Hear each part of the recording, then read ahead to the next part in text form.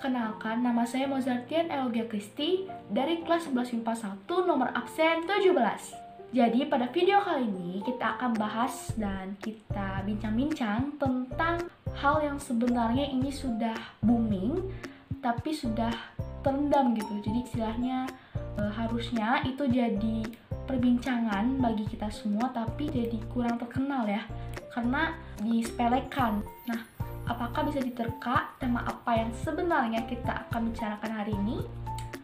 Yes, benar, yaitu pemanasan global atau global warming. Nah, ini kenapa sebenarnya harus dibicarakan atau harusnya diseriuskan? Karena ini sebenarnya harusnya udah jadi pertanda karena bumi kita sekarang sudah benar-benar sedang menjadi kesakitan, dan kita juga harus peka terhadap bumi kita saat ini. Karena kalau tidak, mungkin bumi kita akan mengalami kerusakan yang cukup parah dan mungkin akan kita rasakan tidak akan lama lagi. Oke, sebelumnya apa sih yang dimaksud dengan pemanasan global secara general atau umumnya? Nah, pemanasan global atau global warming atau istilahnya climate crisis itu suatu proses meningkatnya suhu rata-rata atmosfer, laut, dan daratan bumi.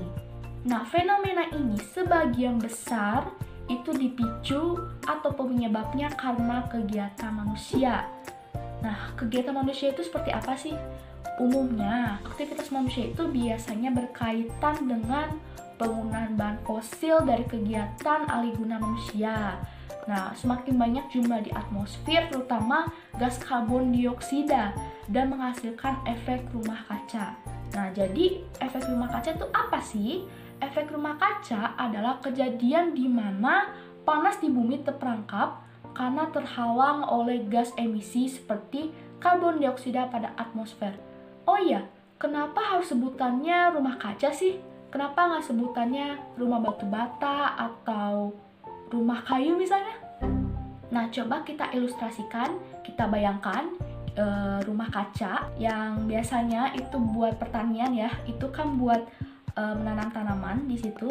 Nah, anggaplah rumah kaca tuh bener-bener rumah kaca yang dindingnya kaca, terus di dalamnya ada tanaman, dan itu terletak pada siang hari. Nah, jadi kan ketika panasnya sedang terik-teriknya, itu sebenarnya ada radiasi panas matahari masuk ke dalam rumah kaca. Setelah itu, sebagian radiasi panas matahari diserap oleh bumi dan sebagian lagi dipantulkan dalam bentuk radiasi inframerah. Nah, waktu radiasi inframerah itu mantul ke atas dan kena kacanya, sebagian radiasi dapat menembus kaca. Tapi sebagian lagi radiasi inframerah yang dipantulkan oleh permukaan bumi tidak dapat menembus atap kaca dan kepantul lagi ke tanah. Itu siklus pemantulan dan penyerapan itu terus-menerus dan menyebabkan udara di dalam rumah kaca naik terus dan jadi panas. Nah, mekanisme ilustrasi di rumah kaca tadi dapat kita implementasikan di bumi saat ini. Nah, radiasi panas dari matahari masuk ke dalam atmosfer bumi. Sebagian dari radiasi panas tadi diserap bumi, sedangkan sebagiannya lagi dipantulkan dalam bentuk radiasi inframerah. Saat radiasi inframerah dipantulkan ke atmosfer bumi, sebagian radiasi ini bisa keluar dari atmosfer, tapi ada yang tertahan di dalam bumi karena adanya gas rumah kaca. Siklus penyerapan dan pemantulan ini terus berulang, sehingga suhu di permukaan bumi terus naik, seperti suhu di dalam rumah kaca tadi. Nah, bisa dikatakan bahwa gas rumah kaca karakteristiknya seperti dinding rumah kaca tadi. Itulah kenapa sebutannya itu efek rumah kaca. Oke deh, kalau aktivitas manusia seperti penggunaan bahan fosil atau kegiatan aktivitas manusia yang lain, yang ternyata sebenarnya ada yang lebih parah dan sebenarnya sih hal ini tidak jauh dari kehidupan kita, bahkan atau lebih dekat, karena kan biasanya real life-nya juga di rumah tangga. Nah, apa itu? Yaitu sampah atau rubbish. Nah, mengapa sampah? Apa hubungannya nih? Kan sampah merupakan materi sisa yang sudah tidak diinginkan. Terus apa sih hubungannya dengan pemanasan global? Nah, ilustrasinya seperti ini. Ini jadi main ilustrasi-ilustrasian ya. Tidak apa-apa, ini lebih memudahkan kita dalam membayangkan suatu peristiwa. Nah, jadi ketika kita menyimpan sampah rumah tangga di tempat tinggal kita, itu kan mungkin semakin lama semakin menumpuk ya. Nah, nanti pasti dong kita akan kasih atau kita diambil oleh petugas pengambil sampah kan. Nah, kumpulan sampah tadi yang sudah diambil oleh petugas pengambil sampah itu ditransfer ke TPA atau tempat pembuangan akhir dengan penumpukan sampah organik secara terbuka atau istilahnya open dumping. Nah, sampah yang lebih dominasi itu yaitu sampah organik yang sebenarnya itu dapat membentuk gas metana atau kimianya CH4. Gas-gas metana akan berada di atmosfer sebagai gas rumah kaca dan ternyata bisa merusak ozon sebanyak 21 kali lipat dari gas CO2 yang juga memiliki nilai global warming potensial 21. Tapi tunggu deh, kenapa senyawa seperti CH4, CO2, N2O, atau yang lain bisa menyerap dan memancarkan sinar radiasi inframerah? Nah, jadi ketiga senyawa ini sebenarnya bukan cuma ketiga senyawa ini ya. Mungkin saya akan ambil 3 contoh ini sebagai contoh. Nah, ketiga itu memiliki ikatan atom-atom yang membentuk struktur tertentu yang stabil nih. Nah, ketika terkena sinar inframerah pada spektrum tertentu, molekul ketiga gas tersebut akan mengalami vibrasi atau getaran. Nah, vibrasi atau getaran membuat struktur molekul gas yang ada di udara itu seolah tertarik atau stretching dan dapat mengalami pembengkokan sehingga struktur molekulnya berubah sedikit nih. Nah, molekul-molekul gas ini ternyata memiliki kecenderungan untuk kembali lagi ke strukturnya lagi yang stabil. Dalam proses kembali ke bentuk semula, molekul ini akan memancarkan sinar inframerah. Sinar inframerah inilah yang dapat memancarkan kembali keluar angkasa atau memancar ke bumi. Nah, gas metana atau CH4 menjadi salah satu material gas rumah kaca yang terbanyak kedua setelah karbon dioksida. Kendati demikian, nyatanya gas metana memiliki tingkat konsentrasi yang lebih besar, serta potensi pemanasan global 21 kali lebih besar daripada CO2. Dan juga metana memiliki waktu hidup sekitar 10 tahun, baru setelah itu akan hilang dengan berubah menjadi karbon dioksida dan air. Tapi kan masalahnya gas metana terus bertambah tiap tahun, jadi sangat tidak mungkin dong gas metana hilang total. Belum lagi ditambah gas-gas rumah kaca lain. Belum lagi setiap manusia menghasilkan sampah hingga 0,7 sampai 21 kg per hari atau 67,8 juta ton timbunan sampah tiap tahunnya. Wow, sekitar 60% sampah itu diangkut dan ditimbun di TPA. 10% sampah didaur ulang dan 30% lainnya tidak dikelola dan mencemari lingkungan. Waduh, itu 10% yang didaur ulang. Gimana sisanya? Apalagi yang 30% tadi. Nah, penyumbang sampah terbesar di TPA itu didominasi oleh 48% dari sampah limbah rumah tangga, diikuti oleh kawasan komersial, kawasan publik, sekolah, dan pasar tradisional. Belum lagi ditambah gas-gas rumah kaca lain seperti karbon dioksida, dinitrogen oksida, klorofluorkarbon, dan gas-gas lainnya. Jadi udah bertambah lagi nih. Udah ada gas metana ditambah lagi sama CO2 yang lebih mendominasi. Dampak dari pemanasan global ternyata tidak main-main loh. Bahkan indikasinya sebenarnya sudah cukup parah, bahkan terasa sampai saat ini. Salah satu peristiwa yang terjadi saat ini di bulan April tahun 2021 adalah fenomena siklon tropis Seroja di Nusa Tenggara Timur yang menjadi penyebab banjir bandang. Loh, hubungannya sama pemanasan global itu apa? Jadi menurut BMKG, siklon tropis adalah badai kecepatan angin maksimum yang lebih dari 34 knot dan pertumbuhan awan hujan yang masif di sekitarnya. Nah, para peneliti menyebut adanya pemanasan global yang memicu badai ini semakin kuat.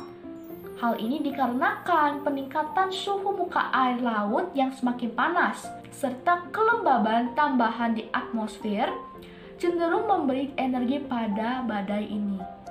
Dikatakan oleh BMKG, siklon tropis kali ini berbeda dengan siklon tropis sebelum-sebelumnya.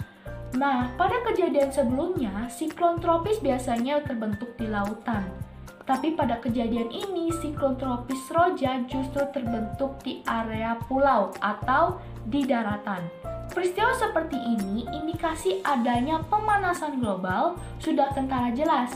Ya, meski masih dijadikan hipotesis ya, namun setidaknya kita sudah tahu nih penyebab awal terjadinya fenomena siklon tropis Roja. Nah, peristiwa seperti ini sudah seharusnya menjadi tamparan bagi kita semua. Karena peneliti mencatat bahwa bumi sedang mengalami peningkatan suhu yang cukup parah. Bahkan di tahun 2020 menjadi tahun terpanas kedua setelah tahun 2019. Ada lagi dampak lainnya, yaitu kenaikan permukaan air laut. Nah, ini yang sebenarnya paling kentara jelas banget, karena dari dulu kita bisa lihat ya kalau dari gambar ini bahwa ada permukaan es yang sebenarnya masih dibilang luas. Tapi setelah beberapa tahun karena pemanasan global malah menciut. Nah, yang sisanya yang segitu, itu yang sisa yang hilang itu kemana? Jadi itu sebenarnya sudah mencair. Itu akibat adanya pemanasan global tadi dengan adanya perubahan cuaca dan iklim, serta penipisan lapisan ozon yang menyebabkan es di kutub utara mencair.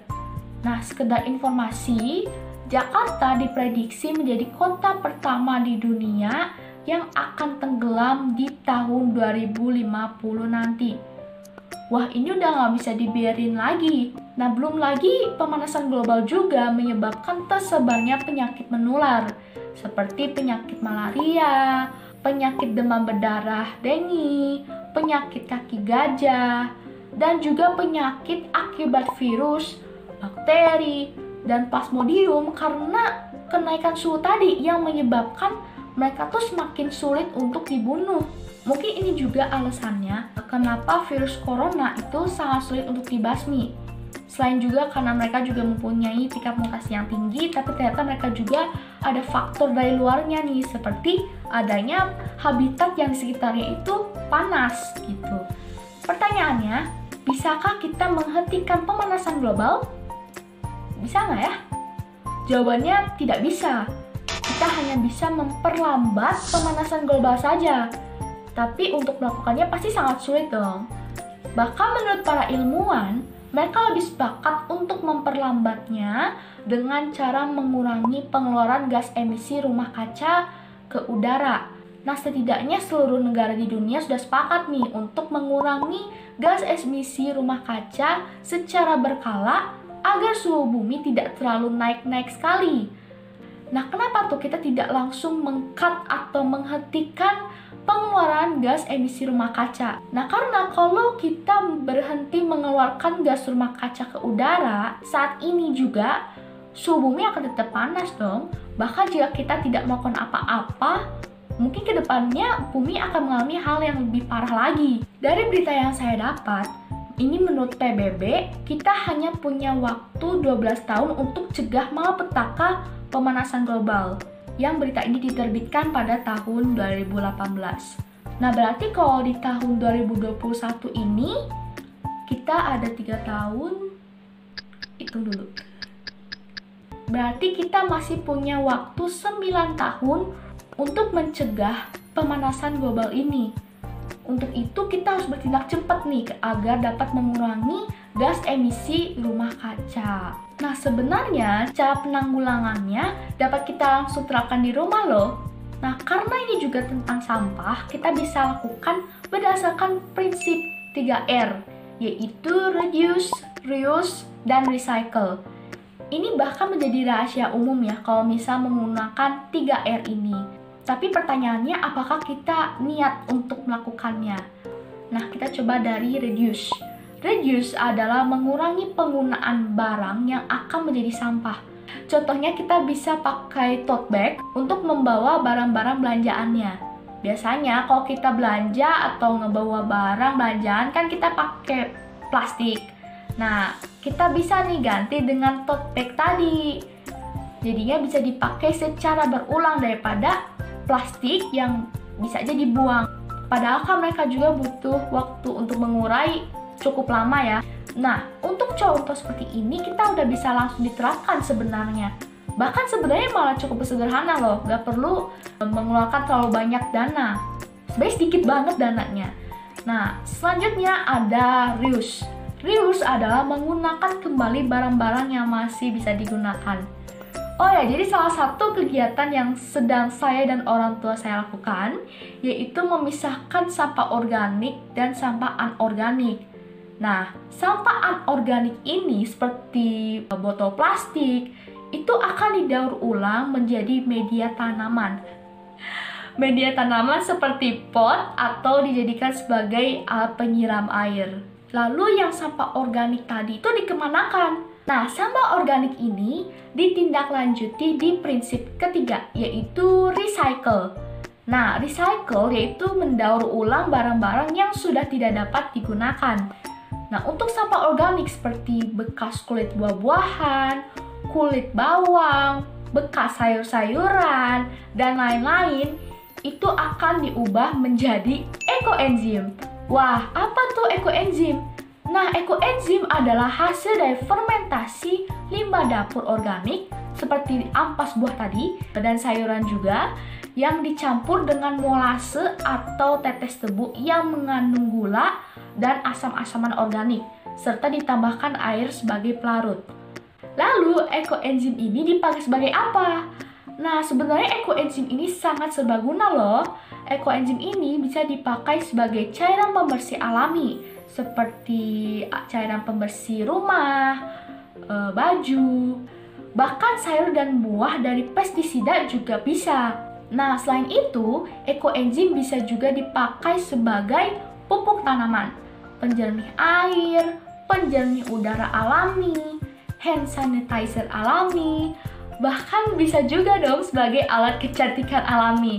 Dalam bidang medis, ekoenzim mampu melawan parasit dan kuman yang menyebabkan infeksi dalam jantung, keputihan, radang otak, radang paru-paru, dan lain-lain.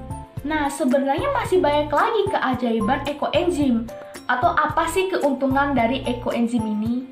Yaitu proses produksi hasil fermentasi limbah yang memiliki tingkat keasaman di bawah 4 ini dapat menghasilkan gas O3 atau ozon sehingga dapat mengurangi CO2, gas metana, serta logam-logam berat di awan yang memerangkap panasnya bumi. Nah, pengurangan gas emisi rumah kaca tersebut setara dengan menanam 10 pohon.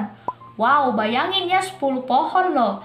Nah, lalu yang kedua, 1 liter ekoenzim dapat memurnikan 1000 liter air sungai yang terkontaminasi. Jadi bayangin kalau misalnya kita satu keluarga itu bisa menghasilkan 1 liter ekoenzim, terus nanti tetangga-tetangga sebelahnya juga ngebuat nih ekoenzim. Nah, itu lumayan tuh kalau misalnya satu komplek, misalnya ada 25 keluarga, itu menghasilkan 1 liter masing-masing. Wah, itu juga udah lumayan ya, berarti udah menghasilkan beberapa liter tuh. Nah, lalu yang ketiga adalah menyuburkan tanah dan menghilangkan bahan-bahan kimia di tanah. Lalu selanjutnya bisa meningkatkan kualitas udara, lalu bisa menyingkir kecoa, lalat, nyamuk, tikus di dalam rumah. Nah, itu yang bagi yang tidak suka jenis-jenis hewan seperti itu ya langsung aja pakai ekoenzim. Dan yang terakhir itu dapat disimpan hingga bertahun-tahun. Nah, kalau misalnya ekoenzim ini bisa banget dong untuk dicoba di rumah, bisa bareng keluarga atau sendiri juga boleh, atau juga bareng teman juga bisa. Kita juga bisa nih, bisa langsung kita mulai dari sekarang untuk membuatnya, atau minimal kita memisahkan sampah organik sama anorganik saja dulu. Nah, itu kan cara yang cukup sederhana ya. Jadi yang bisa dilakukan di rumah aja meskipun lagi pandemi seperti ini di tahun 2021. Nah, alangkah baiknya, memang sudah wajib untuk kita melakukan hal-hal yang seperti ini dan mulai dari sekarang. Karena kalau misalnya nggak dimulai dari sekarang, kapan? Dan juga kalau misalnya bukan dari kita, siapa lagi? Toh kalau misalnya kita juga dimulai dari kita terus melakukan, kalau orang lain melihat, nah pasti orang lain juga pasti akan ikutin apa yang kita lakukan, yaitu yang bertujuan untuk mengurangi pemanasan global dalam kurun waktu 9 tahun. Oke deh, kita berada di akhir acara. Kita berada di penghujung acara. Kok acara? Nah, akhirnya kita berada di penghujung materi kali ini. Nah, kita dapat ambil kesimpulan ya kalau misalnya dalam mencegah pemanasan global, kita sebenarnya bisa lakukan di rumah. Apalagi kan kita generasi muda saat ini. Kita juga ikut andil dalam mengurangi pengeluaran gas emisi gas rumah kaca, terutama CH4. Oke? Nah, demikianlah pada video kali ini. Semoga video ini dapat bermanfaat ya, dan juga bisa memotivasi kita semua untuk tetap menjaga bumi kita agar dapat berumur panjang. Oke, terima kasih sudah mendengarkan, dan mohon maaf bila ada kata-kata atau kesalahan yang disengaja atau tidak disengaja. Yuk kita tetap jaga bumi kita ini agar anak dan cucu kita tetap dapat merasakan kehidupannya di bumi ini. Terima kasih dan sampai jumpa.